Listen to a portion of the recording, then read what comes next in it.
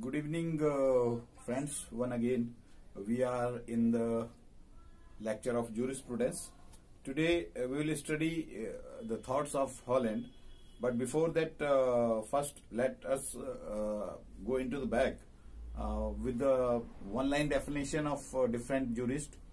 Those who had given their views regarding the jurisprudence.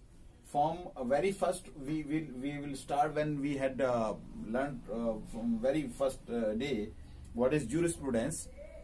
The first definition of definition of the jurisprudence is a science. Then the next scholar, Julius Stone, says lawyer's extraversion. He says jurisprudence is nothing but it's lawyer's extraversion. और ये हमने explain भी किया था lawyers extraversion क्या होता है. This is the study of a lawyer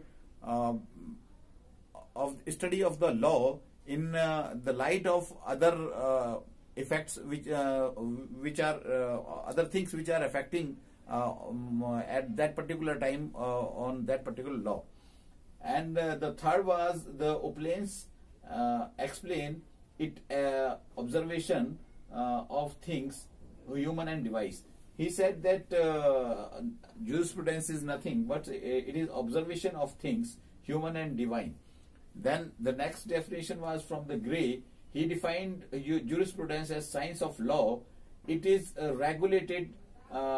It regulate external behavior of human being. ये हमें बताया था ग्रे ने कि ये साइंस ऑफ लॉ है और ये किसी भी ह्यूमन बीइंग का एक्सटर्नल बिहेवियर जो है उसको रेगुलेट करता है and it doesn't have anything to take from और any concern with the inner views or inner faith of a particular human being. Next, the Salmon explained its deal with particular spices of law. Salmon ने कहा था ये particular spices of law से deal करता है and that law is the civil law or law of state. ये एक बहुत स्पेसिफिक डेफिनेशन सैलमन ने दी थी बिकॉज अब तक यहाँ पर कहीं पे भी स्टेट की बात नहीं हुई थी. But he says it deals with a particular spice of the law and that law is civil law. Civil law, he further explained, is the law of state. Law of state की जहाँ पे हम बात करते हैं वही है जो ह्यूमन मेड लॉ होते हैं उसकी हम बात कर रहे हैं. यहाँ से स्टेट की बात शुरू हुई है. देन हॉब्स सेज एलिमेंटियाई फिलोसफियाई. हॉब्स ने किताब लिखी थी जिसके अंदर उन्होंने जिक्र किया था jurisprudence का and he says this is एलिमेंटियाई एंड फिलोसफियाई. Next comes the Austin and he gives his explanation and definition as philosophy of positive law. Austin says that jurisprudence is philosophy of positive law and that is the law made by a superior one, politically superior for the politically inferior. और यहाँ पे इसका मतलब ये है कि यहाँ से ऑस्टिन ने जो बात की थी वहां पे स्टेट की बात हुई थी और यहाँ पे सॉवरन की साथ में बात आ गई है. क्योंकि पॉलिटिकल सुपीरियर की बात हो रही है तो एंड कमांड की बात हो रही है. यहाँ पर कमांड भी आ रहा है क्योंकि पॉलिटिकल सुपीरियर जो है वो ही उसको कमांड देगा. अब now from onwards here we will discuss the Holland definition of jurisprudence. Holland जो एक he was a renowned jurist and scholar of the jurisprudence.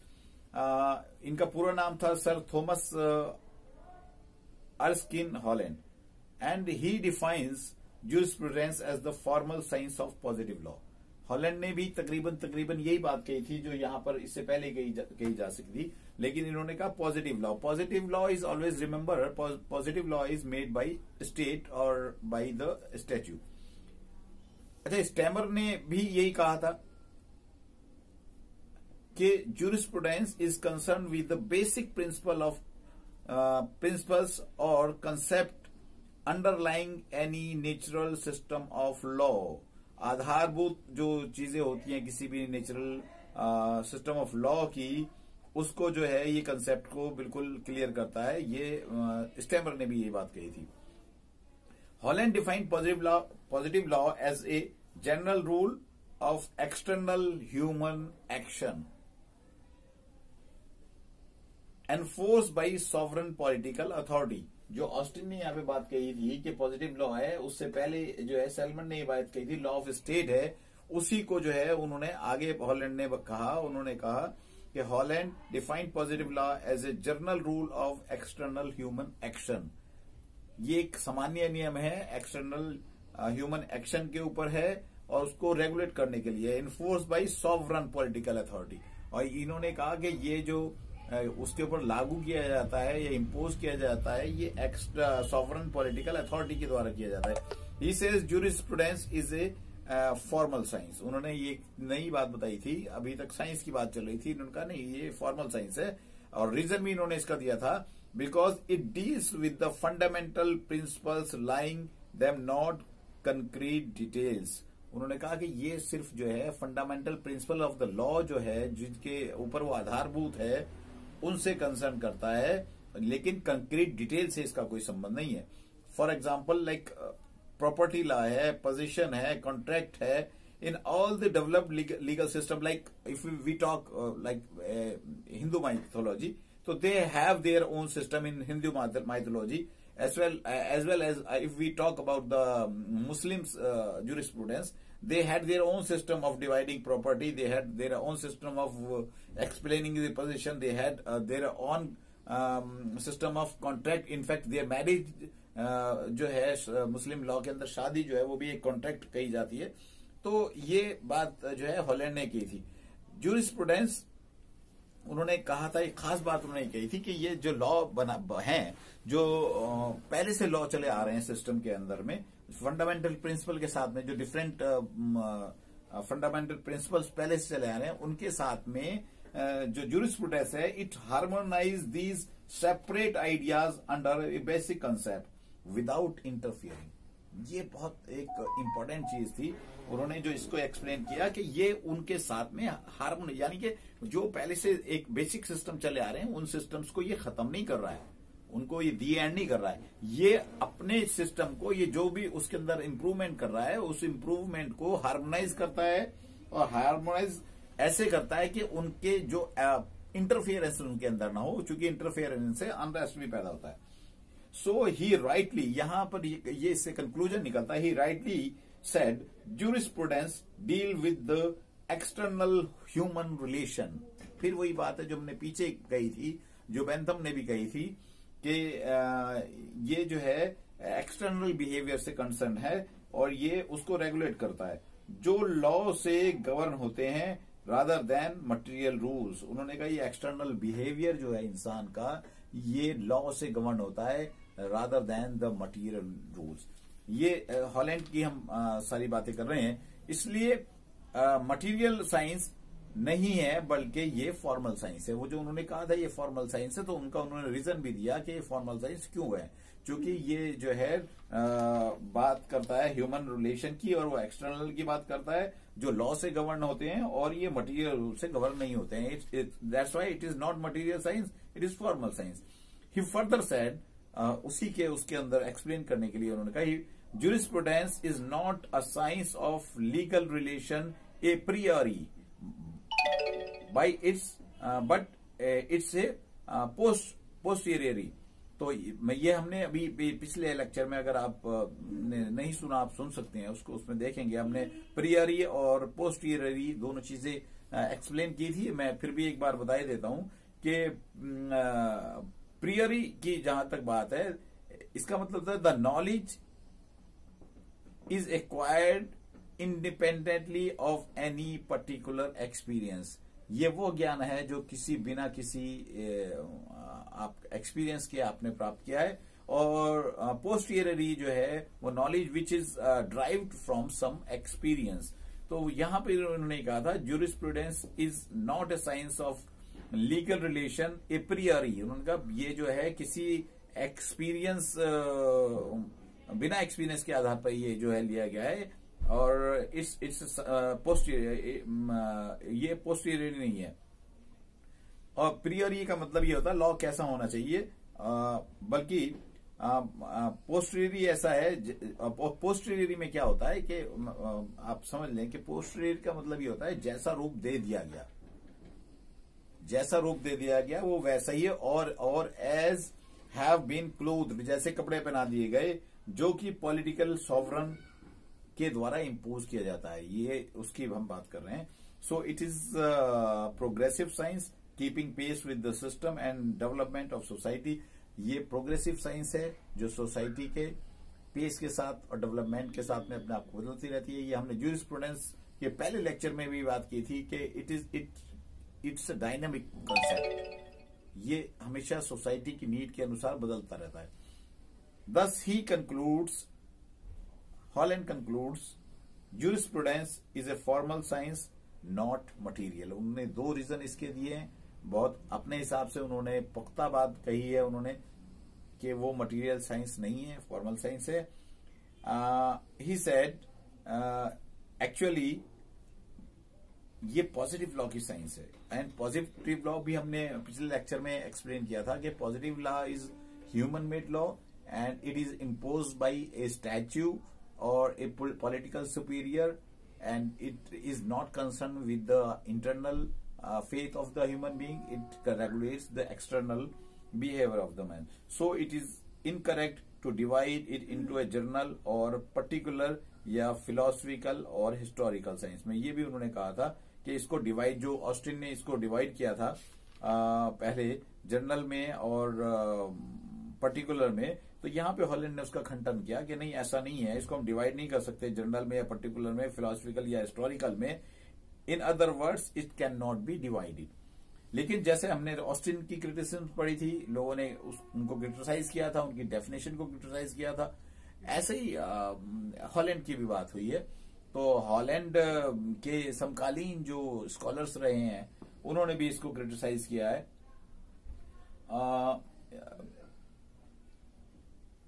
उन्होंने कहा कि description of jurisprudence as formal science, जो कि हॉलैंड ने किया था, they pointed out a real relation of jurisprudence is depends not upon what law is treated but how law is treated। उन्होंने कहा ये law, what law is treated, law जो है क्या ट्रीट किया जा रहा है नहीं, but how it is treated, ये कैसे ट्रीट किया जा रहा है। और डॉक्टर जंक्स ने और ग्रे ने कहा था ये फिलॉसफी से ज्यादा फॉर्मल साइंस है। उन्होंने कहा ये फिजियोलॉजी से ज्यादा, ये फिजियोलॉजी से ज्यादा फॉर्मल साइंस नहीं है। और उसका रीजन उन्होंने ये दिया था कि he says in physiology we study about bones, muscles and nervous system of a man.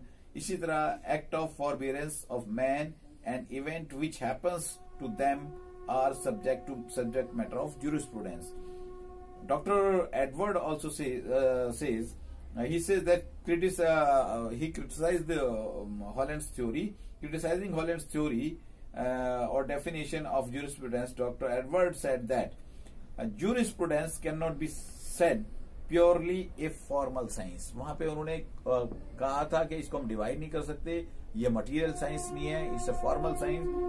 और डॉक्टर एडवर्ड ने कहा नो, हियर हॉलैंड जो है उनकी निगाह से वो करेक्ट नहीं थे, और ही सेड कि it's not a purely formal science because reason क्या दिया, it can not ignore the social forces which gives shape to law.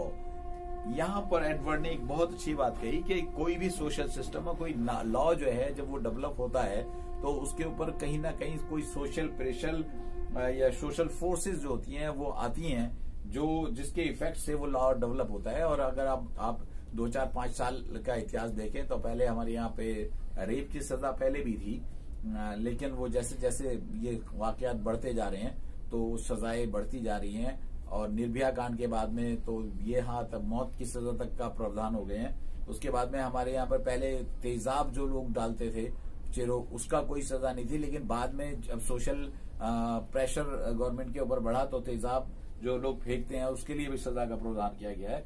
तो इट मीन्स उन्होंने कहा ये सोशल फोर्सेज जो है वो उसके ऊपर डिपेंड करता है। और उन्होंने कहा कि एक जुरिस्ट जो है वो सिर्फ लॉ की फॉर्म को नहीं देखता और पॉजिटिव लॉ को ही वो सबसे अच्छा या उच्च कोटि का लॉ नहीं जानता है, बल्कि वो उसके अंदर लॉ के अंदर घुसकर वो सामाजिक कारण तलाशता है, जिससे उसकी उत्पत्ति हुई है।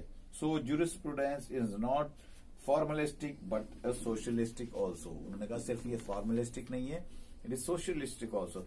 और जल्दी जल्दी छोटी सी और डेफिनेशंस हैं और ज्यूरिस्ट जिन्होंने कही है, हम इसको आज खत्म करने की कोशिश कर रहे हैं। डॉक्टर एलन ने कहा था the scientific synthesis of essential principle of law. उन्होंने कहा साइंटिफिक सिंथेसिस, वैज्ञानिक ताना बाना है ऑफ इस एसेंशियल प्रिंसिपल ऑफ लॉ, विधि के जो मुख्य सिद्धांत हैं उनका। डॉक्टर कीटोन ने कहा था jurisprudence is the study and scientific synthesis of general principle of law. तकरीबन वही बात है जो डॉक्टर एलन ने कही थी। उसके बाद में 20वीं सदी में डॉक्टर हार्ट आए, जो कि जिन्होंने एनालिटिकल ज्यूरिस्प्रूडेंस है, उन्होंने कहा था कि उस समय तक क्या हुआ था कि analytical jurisprudence has emerged as a reaction against the positivism of 19th century Australian philosophy. जो ऑस्ट्रेलियन फिलॉसफी थी that was very rigid positivism. तो यहां से जो है उसके रिएक्शन में ये जो हार्ट थे, एनालिटिकल ज्यूरिस्प्रूडेंस जो है वो एमर्ज हुआ और उसमें उन्होंने doctor Hart was prominent propounder of this. इसमें प्रॉब्लम क्या थी मैं आपको बताऊं कि जो ऑस्टिन थे, ही कंसीडर्ड कमांड और sanction and sovereignty as the 3 essential constituents of nature of law which form jurisprudence. उन्होंने कहा ये 3 चीजें ज्यूरिस्प्रूडेंस में किसी लॉ को कॉन्स्टिट्यूट करने के लिए बहुत जरूरी हैं। ऑस्टिन ने कहा था the command, the sanctions and the sovereignty. But Hart says that union of primary and secondary, primary means command and secondary means sanction. उन्होंने कहा primary and secondary rules explain the nature of law and provides key to science of jurisprudence. ये heart ने कहा था और उन्होंने इन्हें Austin की जो थ्योरी थी उससे थोड़ा सा आपकी बात की थी। First rule imposes duty. उन्होंने कहा ये जो कमांड वाला रूल है ये it impose duty on home, on people, ये एक ड्यूटी इम्पोज करता है। While the second rules confer power, और जो सैंक्शन है ये पावर्स को कन्फर्म करते हैं। कहां करते हैं? सॉवरन के अंदर पावर को कन्फर्म करते हैं। उन्होंने कहा कि ये दोनों नियम contains minimum element of natural law, और ये दोनों जो है नेचुरल लॉ का इसमें मिनिमम एलिमेंट है। लॉ एंड मोरल, और वो जो नेचुरल लॉ के जो 2 एलिमेंट उन्होंने कहा था कि लॉ और मोरल जो है ये होना चाहिए, जो हर लीगल सिस्टम में के लिए जरूरी है। ये बात हार्ट ने कही थी। लिहाजा Hart viewed jurisprudence as a science of law in broader sense perspective by correlating law and morality. Hart ने जो है, ऑस्टिन ने सिर्फ बात की थी command, sanction and sovereignty. he was not concerned and he has not taken consideration of any natural law or morality। लेकिन यहां पर हार्ट ने ये कहा था कि नहीं, it's a correlation between law and morality, जो कि ऑस्टिन करने में फेल हुए। ये इंपॉर्टेंट थी। तो Austin could not relate morality with law. इसके बाद में रॉस्की पाउंड ने एक डेफिनेशन दी थी। उन्होंने कहा था कि behind every issue there is something social.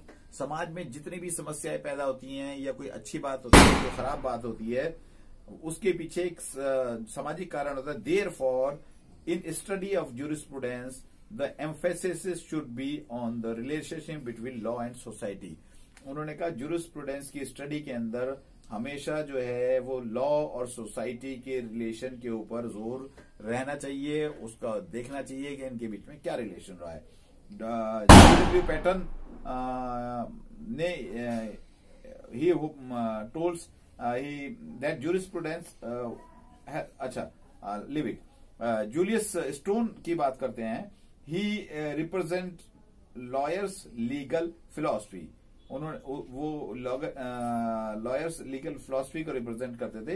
He terms jurisprudence as lawyer's extraversion. हमने बात की थी लॉयर्स एक्स्ट्रा वर्जन है कि जहां पे लॉयर जो है वो लॉ को सिर्फ जो लिखा गया है उसके अलावा जो दूसरे बाहरी पहलू हैं या दूसरी साइंस हैं उनकी लाइट में भी उसको देखने की कोशिश करता है. This is the lawyers extra version.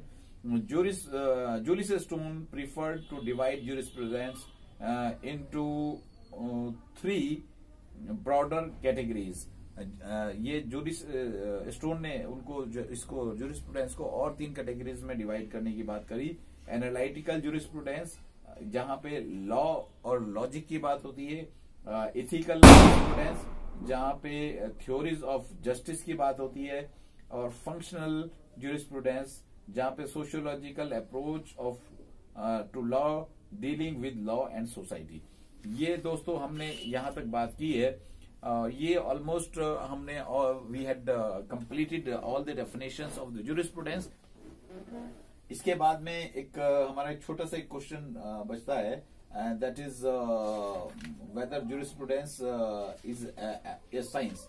तो इसको हम डिस्कस करेंगे in the next lecture, or after that we'll go into the study of concept of jurisprudence क्या है, contents of jurisprudence. We'll go and